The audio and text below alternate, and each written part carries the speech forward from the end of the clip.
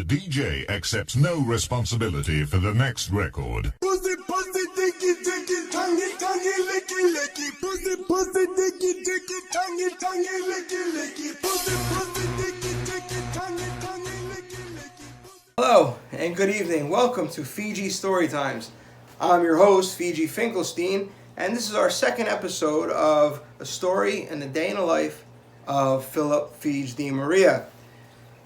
This story takes place in Cancun, Mexico, and is called Spider-Man. Our story begins and takes place spring break weekend 2000 in beautiful Cancun, Mexico. It was the turn of the century and another weekend in paradise for Phiege friends Jimmy and Dan. It was their second year in a row down there. They had such a good time the first time, they said, let's go do it again. Phiege had a plan for as soon as they got down there, though. Being a little bit more experienced from the previous year, he realized that ketamine was legal down in Mexico and they sold it at the pharmacy. So, if you don't know what ketamine is a horse tranquilizer in liquid form, and then when it's cooked up, it turns into powder, and it's a really good party drug. Back in 2000. Okay, so after checking into the room, they were staying at the Oasis, by the way. Phiege took a walk to the pharmacy to take care of what he needed to do. Start off the weekend on a high note.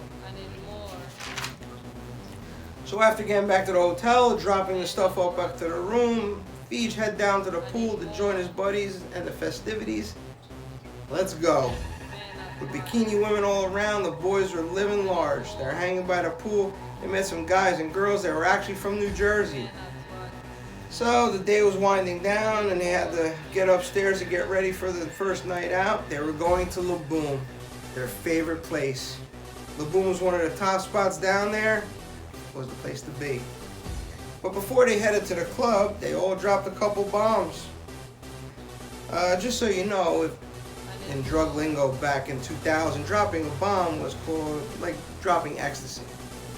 So, Phiege and the boys got to Laboom, danced the night away, and had a fantastic time. In Cancun, there isn't that much sleeping, so the boys stayed up all night, dropped some more bombs, and watched the sunrise. Started drinking again for breakfast. Vodka and OJ, the breakfast of champions, saluting the rising sun for what the new day was going to bring. So, round two, the second day, drinking by the pool, checking out the booties, a couple more bombs, a couple more drinks, and the whole shebang. So again, the day was coming to an end.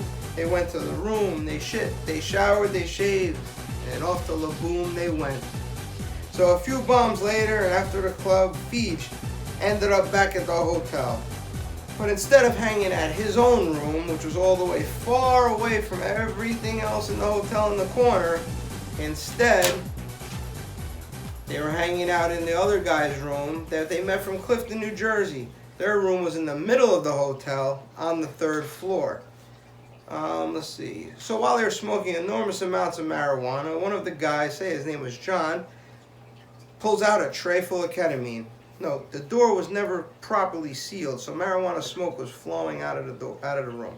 Everyone snorts a big bump of ketamine, and about 2 minutes later, there was a knock on the door, and there was a knock. Policia, policia, open up, open the door. They must have smelled the smoke of the weed coming out of the door, you know? So, they broke down the door. It was at this time, Chris, one of the guys that was actually staying in a room from Clifton, jumps out the window. Just so you know, the Oasis, if you've never seen it, is on about a 45-degree angle. So the outside walls are about like this, pitched. So the policia barge in. Chris jumps out the window and scales down the side of the Oasis like Spider-Man.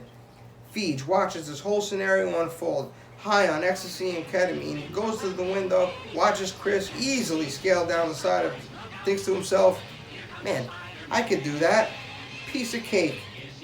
So with one foot up on the window, getting ready to go, realizing that was the only way to get away from the policia, Phiege took a second to rethink his actions, and of him tumbling down the Oasis, ending up in the Mexican hospital, high on ketamine and ecstasy. So he did what anybody would do. Took his foot down, turned around, and got arrested by the policia. So, as Phiege and his roommate were being escorted back to their room, Phiege was pleading his case and tried to bribe the policia, but with no avail. So they packed their bags and they were brought to the main office of the hotel, where the manager and the police were waiting for them. The boys thought this was it, the end, and they were going to go to the Mexican jail and stay there forever. They were still high on ketamine and ecstasy, and the police and manager were speaking Spanish, so they had no idea what these people were talking about. It sounded like gibberish, and even worse when you're on drugs. But with a little luck on their side, they weren't arrested, but thrown out of the hotel. Back in 2000, phones weren't around, so it was very hard to get a hold of somebody, especially other hotels. So as Phiege sat on the side of the hotel with his luggage, trying to figure out what they were going to do, calling hotel to hotel to book a room, out of the blue comes John from the room that got thrown out of the room as well. Thrown out of the hotel as well. Sits down next to Phiege and says, "Man, that sucked, huh?" Phiege, "Yeah, man, what the fuck are we going to do now?" John pulls out the tray of ketamine that he had upstairs. Phiege, "Dude, we just got thrown out of our hotel. What the fuck are you doing?"